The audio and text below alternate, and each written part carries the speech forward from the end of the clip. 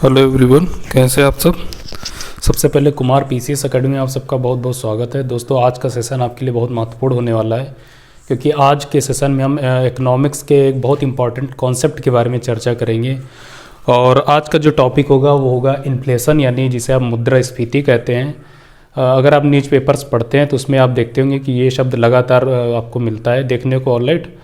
और चूंकि हमारे इसके बारे में कॉन्सेप्ट उतना क्लियर नहीं होते, इस वजह से हम इसको स्किप कर देते हैं। हमें लगता है कि ये हमारे काम की चीज़ नहीं है। क्यों? क्योंकि हमें वो चीज़ें समझ में नहीं आती हैं। और ये है बहुत सिंपल चीज़, इन्फ्लेशन, ऑलराइट। बेसिकली इकोनॉमिक्स के बारे में आप जानते हैं, जो भी चीज़ें होती हैं वो उनके शब्दों में ही उनका जो निहितार्थ है या जो अर्थ है वो छिपा होता है। तो हम इसी को क्रैक डाउन करने का प्रयास करेंगे या समझने का प्रयास करेंगे कि एक्चुअली इन्फ्लेशन होती क्या है, महंगाई आप किसे कहते हैं, क्या महंगाई और इन्फ्लेशन जिसे हम मुद्रास्फीति कहते हैं दोनों एक चीज़ हैं या दोनों में कुछ विभिन्नताएं या असमानताएं भी हैं। इन सारी चीज़ों को हम डिस्कस करने का प्रयास करेंगे, ऑलराइट। और ना सिर्फ डिस्कस करेंगे कि आप देखेंगे वीडियो के एंड में आपको चीज़ें एकदम समझ में आ जाएंगी। एकदम जो भी चीज़ें अभी आप तक आपके लिए जटिल थी वो आपके लिए एकदम सरल हो जाएंगी, ऑलराइट। तो हम वीडियो को शुरू करें इससे पहले अगर आपने अभी तक हमारे चैनल को सब्सक्राइब नहीं किया तो चैनल को सब्सक्राइब कीजिए और जितना ज़्यादा हो सके इस चैनल को शेयर कर दीजिए अपने दोस्तों के साथ, ऑलराइट फ्रेंड्स।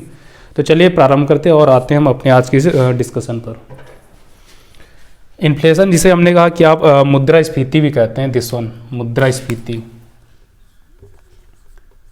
मुद्रास्फीति ये, ऑलराइट। इन्फ्लेशन, मुद्रास्फीति को अगर सरल भाषा में बताया जाए तो इन्फ्लेशन कुछ नहीं, मुद्रास्फीति कुछ नहीं, बस जनरल प्राइस लेवल यानी वस्तुओं और सेवाओं के जो जनरल प्राइस लेवल होता है उनमें लगातार जो वृद्धि देखी जाती है उसी को हम मुद्रास्फीति कहते हैं।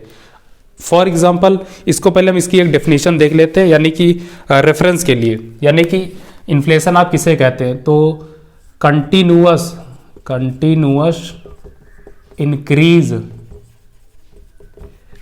इंक्रीज किसमें, तो आप बताएंगे कि गुड्स एंड सर्विसेज, जो भी आप वस्तुएं या सेवाओं का उपभोग करते हैं उनके अगर मूल्य में लगातार वृद्धि देखी जाए तो उसे आप इन्फ्लेशन कहते हैं।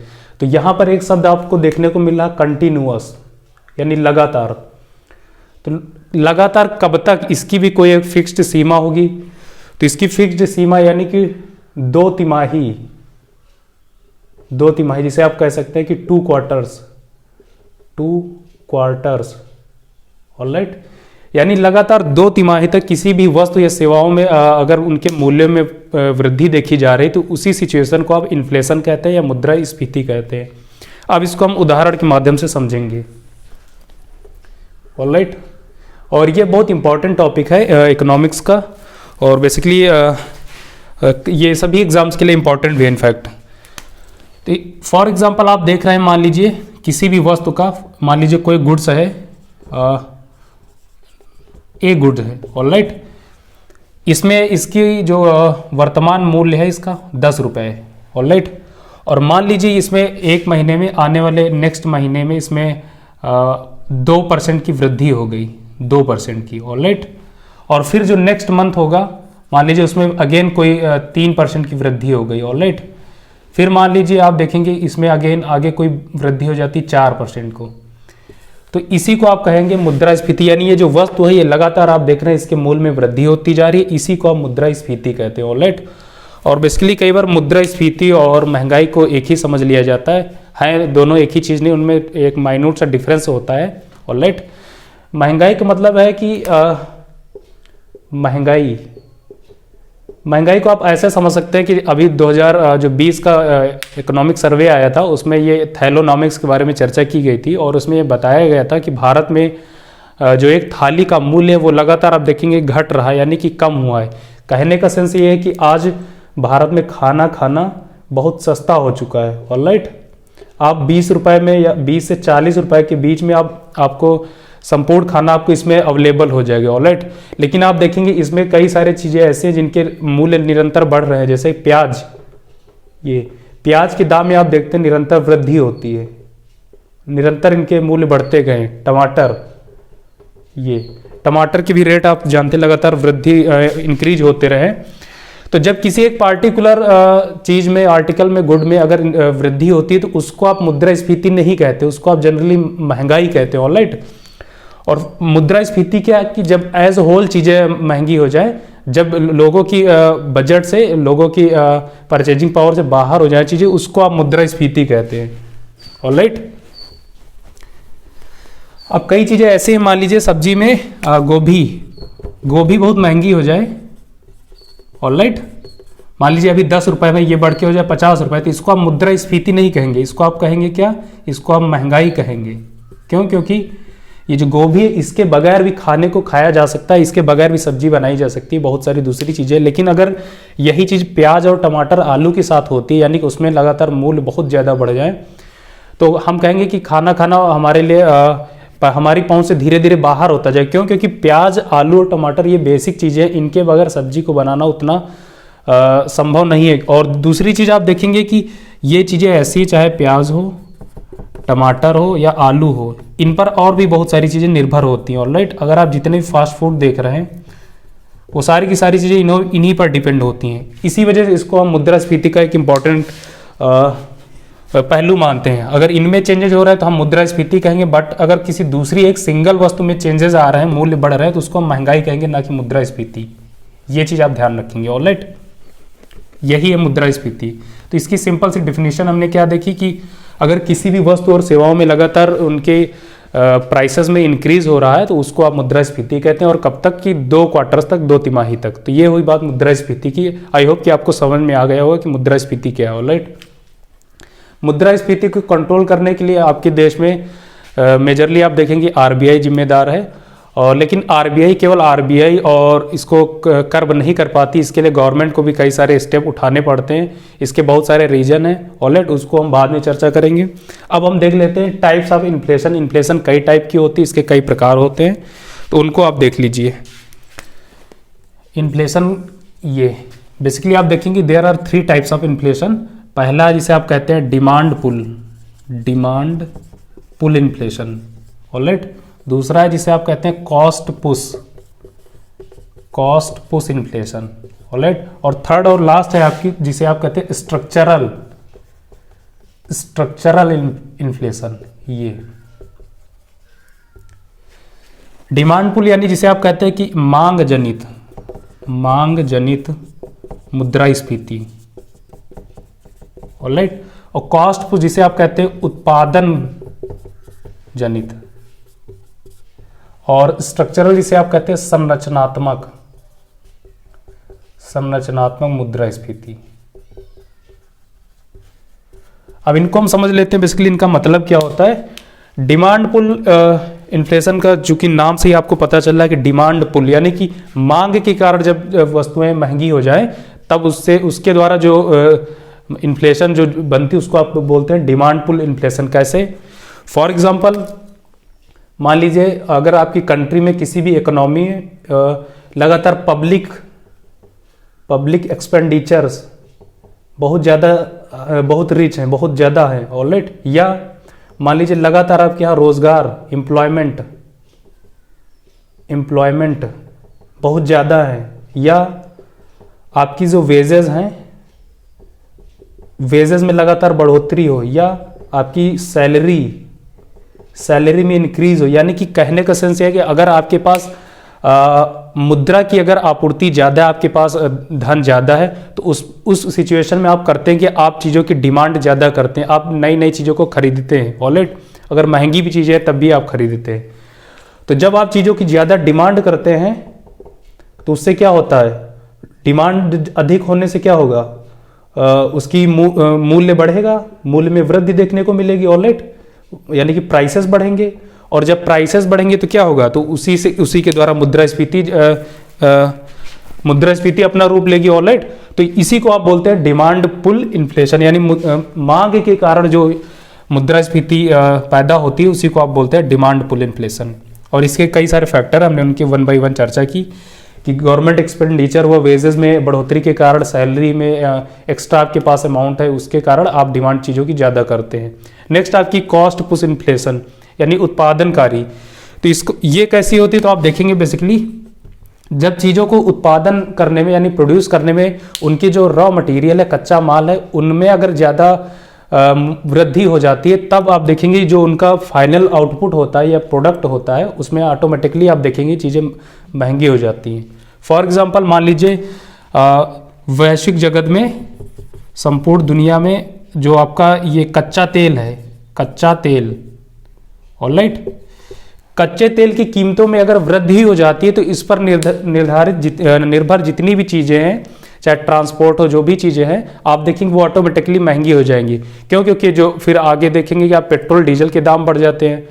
तो ये आप देख रहे हैं कच्चे तेल में अगर वृद्धि हो जाती है इनके मूल्य में, तो पेट्रोल और डीजल के दाम भी बढ़ जाते हैं।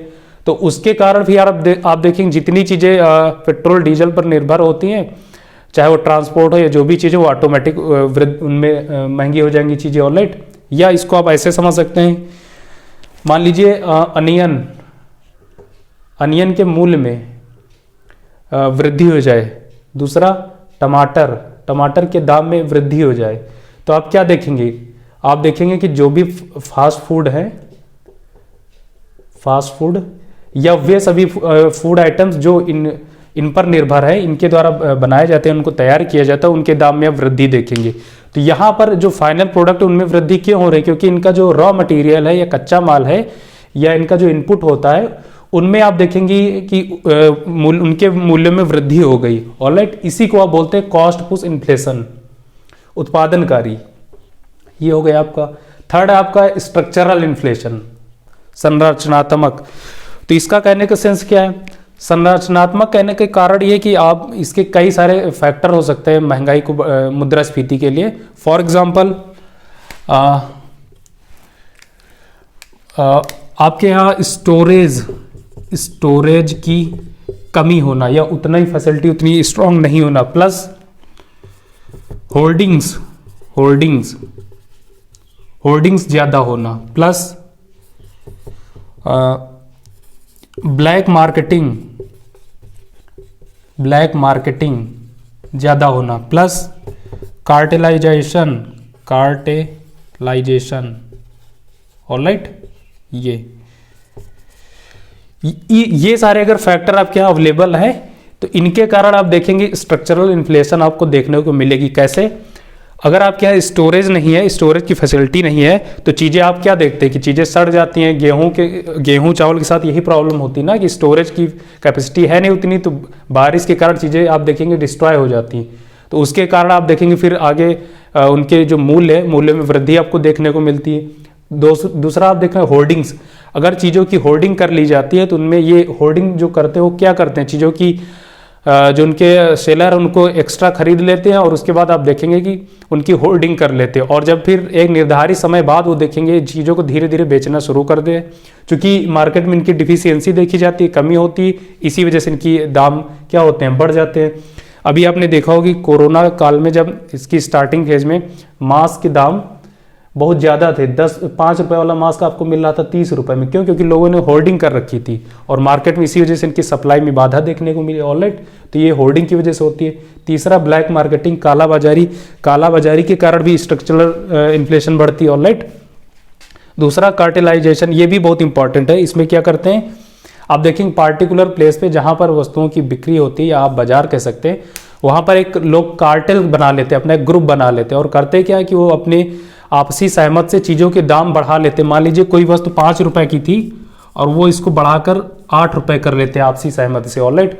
और फिर क्या है, जो बायर है यानी कि जो क्रेता, वो मजबूर हो जाता है, उसको हर जगह 8 ही रुपए मिल रहा है तो उसको 8 रुपए में खरीदना पड़ता है। तो इसी को आप बोलते हैं कि क्या, कार्टेलाइजेशन के कारण आपको स्ट्रक्चरल इन्फ्लेशन आपको देखने को मिल रही। तो ये हो गई इसके तीनों प्रकार, ऑलराइट, कि बेसिकली इन्फ्लेशन के प्रकार क्या होते हैं। तो हमने बताया 3 है, एक डिमांड पुल, दूसरा की कॉस्ट पुश, तीसरा है आपका स्ट्रक्चरल। ये चीज़ें हो गई, ऑलराइट। नेक्स्ट, इसको रेट के अकॉर्डिंग भी बताया जाता है कि जो बढ़ती हुई रेट्स हैं उनके अकॉर्डिंग इन्फ्लेशन, ऑलराइट, उनको हम देख लेते हैं।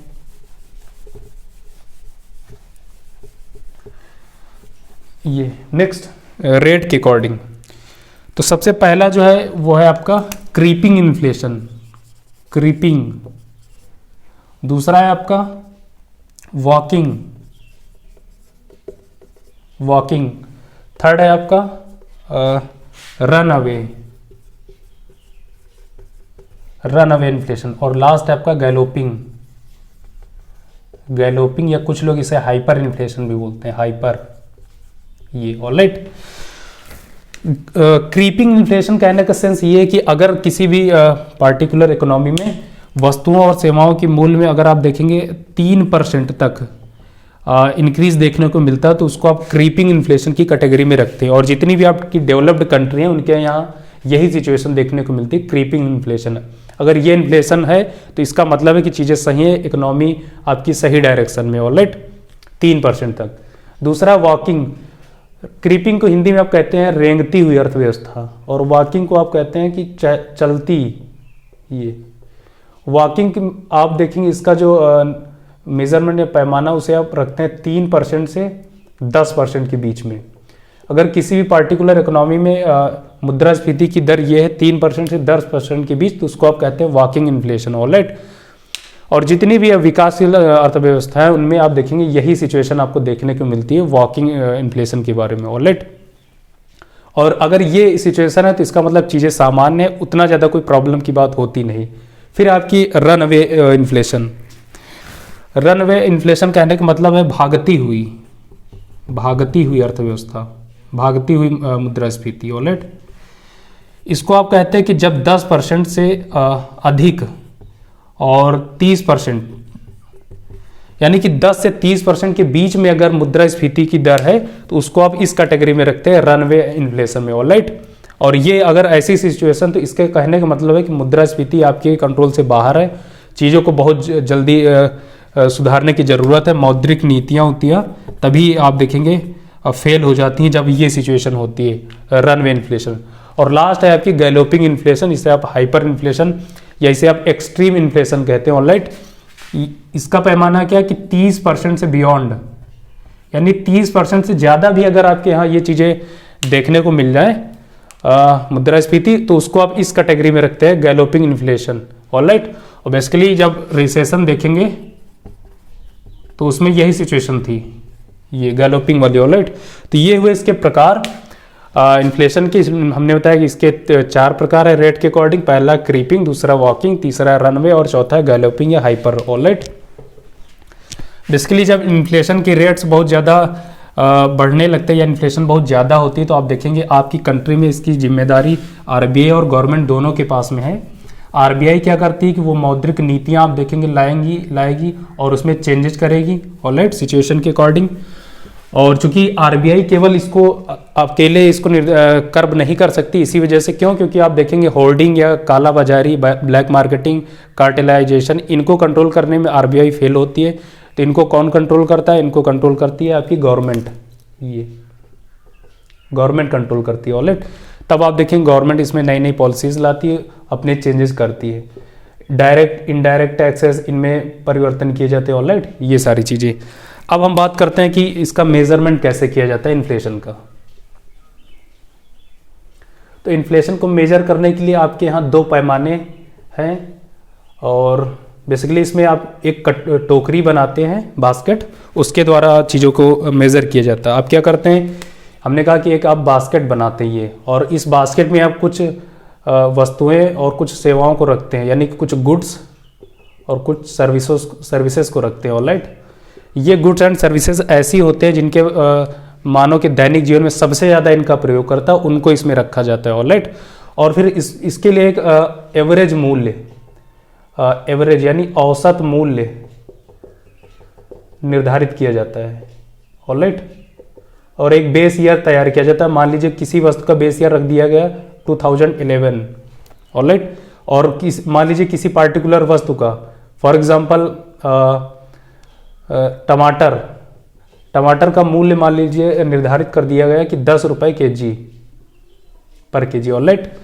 तो नेक्स्ट ईयर अगर 2012 में इसमें देखा गया कि ये 10 रुपये बढ़ के कितना हो गया, 12 रुपये पर केजी, तो इसी बेसिस पे चीज़ों की गणना की जाती है, ऑलराइट। और इन्हीं जो वस्तुएं चेंजिंग में परिवर्तन आते हैं, इन्हीं के अकॉर्डिंग हम बताते हैं कि चीज़ें महंगी हो रही हैं, सस्ती हो रही हैं। और आपके यहाँ 2 हमने बताया कि इंडेक्स जो है रिलीज किए जाते हैं मुद्रास्फीति की गणना के लिए, वो इंडेक्स आप देख लीजिए। पहला है ये WPI, दूसरा है CPI। WPI का फुल फॉर्म भी पूछ लिया जाता है, होलसेल प्राइस इंडेक्स, ऑलराइट। और CPI का मतलब है कंज्यूमर प्राइस इंडेक्स। ये दो सूचकांक जारी किए जाते हैं मुद्रास्फीति की गणना के लिए। WPI का मतलब है होलसेल प्राइस इंडेक्स, इसमें चीज़ों की होलसेल के अकॉर्डिंग चीज़ों को जो मुद्रास्फीति उनको बताया जाता है। और CPI जो सबसे ज़्यादा इंपॉर्टेंट होता है वो होता है CPI। क्यों? क्योंकि आप देखें इसमें उन सारी चीज़ों की वस्तुओं की वेटेज दी जाती है जो कंज्यूमर्स के लिए बहुत इंपॉर्टेंट होती है, कंज्यूमर जिनका सबसे ज़्यादा प्रयोग करता है, ऑलराइट। CPI इनको आप ध्यान रखेंगे। जो बेसिकली ये सूचकांक है WPI, इसे आप देखेंगे कॉमर्स एंड इंडस्ट्री मिनिस्ट्री जो है वो इसको रिलीज करती है, ऑलराइट। तो ये दो सूचकांक आप ध्यान रखेंगे, वनडे एग्जाम्स में पूछ लेता है WPI CPI के फुल फॉर्म में। और बाकी इन्फ्लेशन से रिलेटेड जो भी चीज़ें थे उनको हमने 1 by 1 डिस्कस कर लिया है। और मुझे नहीं लगता कि अब इस वीडियो के बाद आपको चीज़ें कॉम्प्लेक्स लगेंगी। अगर आप न्यूज़पेपर पढ़ेंगे तो आपको देखेंगे कि आर्टिकल्स एकदम अच्छे से समझ में आएंगे। इनफैक्ट यहाँ से सवाल बहुत पूछे जाते हैं, ऑलराइट। और चाहे वनडे एग्जाम हो या जो भी एग्जाम हो, और PCS के लिए विशेषता तो ये बहुत इंपॉर्टेंट टॉपिक है, उनका बहुत फेवरेट टॉपिक है, यहाँ से सवाल पूछते हैं। सो फ्रेंड्स, आई होप कि आपने इस वीडियो को एंजॉय किया होगा। इनफैक्ट ये आपको बहुत बेनिफिशियल लगा होगा। और आप कमेंट के माध्यम से बताएं कि आपको ये हमारी आज की क्लास कैसे लगी, ऑलराइट। अगर जो भी आपकी प्रतिक्रिया रहेगी हम उनका पूरा सम्मान करेंगे और नेक्स्ट डे से फिर से हम अपनी क्लासेस को कंटिन्यू करेंगे, ऑलराइट।